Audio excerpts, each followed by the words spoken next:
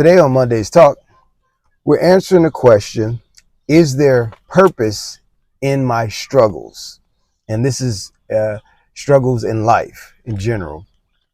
And they can be mental, spiritual, emotional, financial, whatever. The answer is absolutely yes.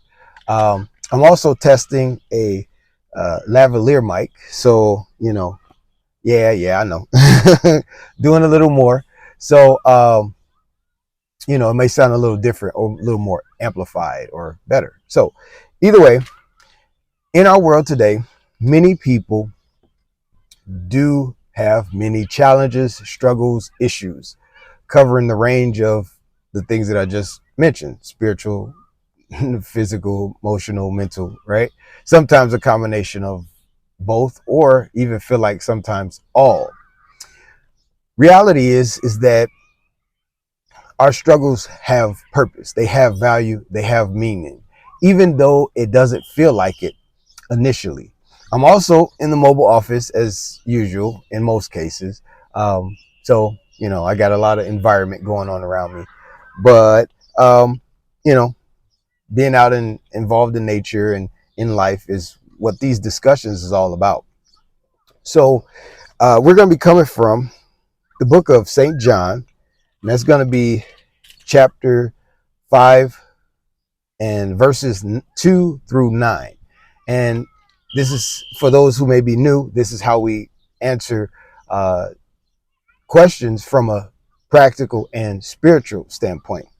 So in these, and I'm not going to read all these verses, but in these we see that Jesus runs across a person who's waiting at the pool of Bethesda.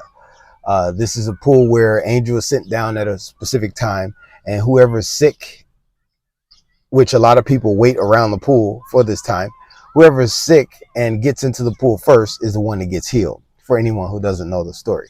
Well, either way, Jesus actually approaches an individual, and he realized that this person has been in this condition for a long time, laying on a bed or cot or whatever they may have put together for him at that time while he was waiting, and just laying there. So either way, it says that when Jesus saw him, he realized he was there a long time. He says, asked him a question: poetic terms, will thou be made whole? But will you be made? Will you be healed? Will you be well? Will you, just become restored? And so this person is saying, I've been waiting here, and other people beat me into the pool, and they get their healing, obviously, whoever the first one is. And, he, because he moves too slow, can't get in there. So here's the thing. This is his struggle, this bed, his sickness, everything. This is a struggle that in most cases he didn't even ask for, right? Had nothing to do with, which a lot of people do experience things in life that we didn't even ask for. Some things we bring on ourselves, but some things are just naturally attracted to us. They just come our direction, right? And we get exposed to it, and we may deal with it for a very long time, and it seems like there's no purpose in it. And his bed represents all the affliction and everything that he's gone through for all that time. And so Jesus says to him, he lets him know that your sins are forgiven, and that he lets him know to take up your bed and, go take up thy bed and go your way, go be made whole, So this man instantly receives a miracle. He gets up, he walks away. And of course, unfortunately, the religious people, they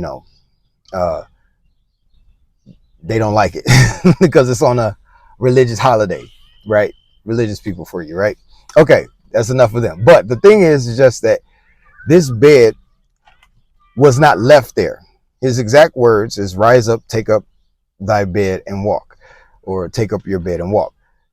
This bed was not left there. He didn't leave it there. He took his symbol of suffering. He took his symbol and reminder of his struggle, of his difficulty, and he took it with him. So how does that apply to us on a practical scale? Well, our struggles and issues that we go through are not meant to just be something that we pass through and leave behind us. They actually go with us, even though they don't oppress us anymore. We learn from experience. We experience different things in life. We go through different trials, tribulations, struggles, difficulties, issues, problems, whatever, right? But we actually become stronger with those things because we become overcomers. And when we become overcomers, then we have the ability to carry our weight like it's nothing, and even carry the weight of other people, because we've learned and experienced a lot of things that will help bring restoration to other people in their circumstances and situations in life. So if you're going through some stuff, which we all do, and it's really amplified, just realize that intensity is perfecting you. And we've got to walk through this process. In this case, Jesus came right in the midst of his situation, and that's definitely an option. But many people may not want to go the God route. And that's why we do this from a practical and spiritual standpoint.